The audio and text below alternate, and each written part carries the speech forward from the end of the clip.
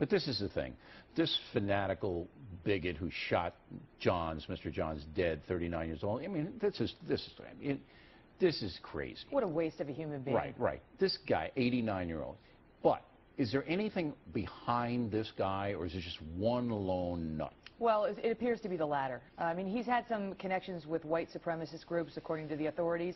They don't think he was connected with anybody in connection with this particular crime. In other words, the authorities say they're not looking for co-conspirators or anybody who helped him. They think this is a lone act. But he's had several decades of hate behind him.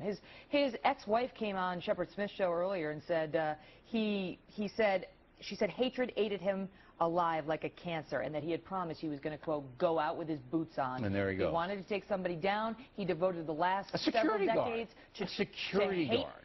A security guard who, Bill, we learned today, opened the door. He saw an 88-year-old man coming into the museum, and he went over to try to open the door to allow him and to help him in. And what thanks did he get but a rifle? All right. So your investigation and all the Fox News reportage is basically one nut, one guy, does this, and you heard the 11-year-old. That's what the authorities are telling us. Okay. I think that this event, along with the murder of George Tiller, the abortion physician who was killed just a few days ago, along with the murder of 5 law enforcement officers in the last couple of months by right-wing extremists, and a whole array of other events, shows, I think, in the most crystal clear way, you know, just what David Gleddy was saying. This is a real movement out there. These are not simply people who are nuts on the fringe of the fringe. They are certainly, the movement certainly includes some very scary and crazy people, but, you know, it's a real political movement, and they kill people.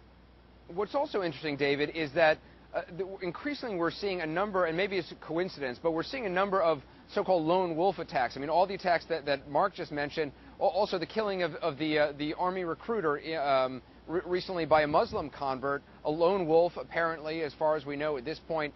That DHS report also mentioned the threat from people who operate on their own. And it said, and I quote, white supremacist lone wolves pose the most significant threat because of their low profile and autonomy, separate from any formalized group, which hampers warning efforts. I guess the lone wolf is the hardest of all to stop. Yes, it is. It's hard for operatives like myself to get next to the lone wolves, especially some of the older guys. They know that the movement is infiltrated with informants, operatives like myself, sometimes agents. So they work in groups of 3. But I guarantee you there's 2 other guys out there that knew this was going to happen. They believe that if you keep numbers small with what's going on in your plan, there's no chance of any operatives or informants getting word of what's going to go on and give the intelligence over to the government. You know, these guys are mad. You know, they travel the country, they go to Klan rallies, they go to Nazi rallies, they go to skinhead parties. You know, these guys are actively planning, you know, acts all the time. Over 4 years when I was with them, you know, I was at parties all the time where they were actively wanting to do something. A lot of times they would just back down, but, you know, I took the threat seriously, made my notes, took down their vehicle tag numbers, got their picture if I could, made my report, and put them on the list. But they are out there, not to scare people, but they are out there, and they want to cause harm to the government and innocent bystanders. Mark, from what we now know, it appears that James Van Braun acted alone. Does he fit the lone wolf mold in your view? Because he did, you know, have groups that he associated with online. Yeah, I think from the evidence so far, it's pretty clear that he did act as a lone wolf, at least, as I say, from what we know. Although he kind of associated with many people in groups, and he certainly knew many of the leaders in the movement, as far as we know, he really was not a joiner. He very rarely was actually a member of a group. But in any event, yes, it does seem like the evidence suggests that he acted alone. I certainly can't see any suggestion to the contrary out there. And David, these lone wolves can come from any political background. As we saw, the soldier was in Arkansas on June 1st, on Monday, shot to death. Another soldier wounded by a man who was a recent Muslim convert. But these lone wolves, the term itself, basically comes from right-wing extremist groups from the 80s, doesn't it? Yes, sir. And what I witnessed working undercover for the FBI, that I ran into lone wolf, say, splinter cells, where you have groups of 2, 3 people. And a perfect example is 2 years ago, 2 of the guys I had arrested are in prison now for 10 years. They conspired, and they brought me into their plan, and I was able to get them on recording devices, and that's what ultimately put them in prison.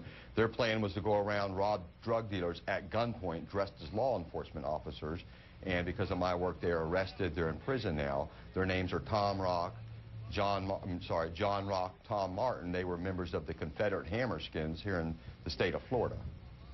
So what's, Mark, the goal of a lone wolf? I mean, is it martyrdom? Are they trying to start a race war?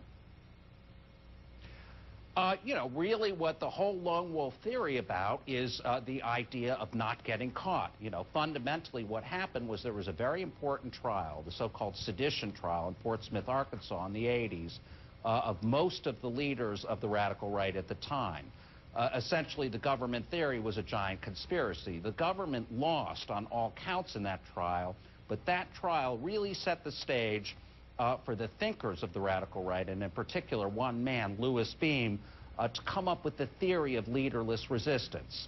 And that idea was to limit resistance to very small cells, so no more than 6 men in cells. And the idea was that these cells would act on their own entirely, without any outside direction. The theory being that that way, if law enforcement busted into one of these cells, the most people who would go down would be 5 or 6, as opposed to bringing an entire structure down. So, you know, lone wolves are kind of an offshoot of the leaderless resistance idea.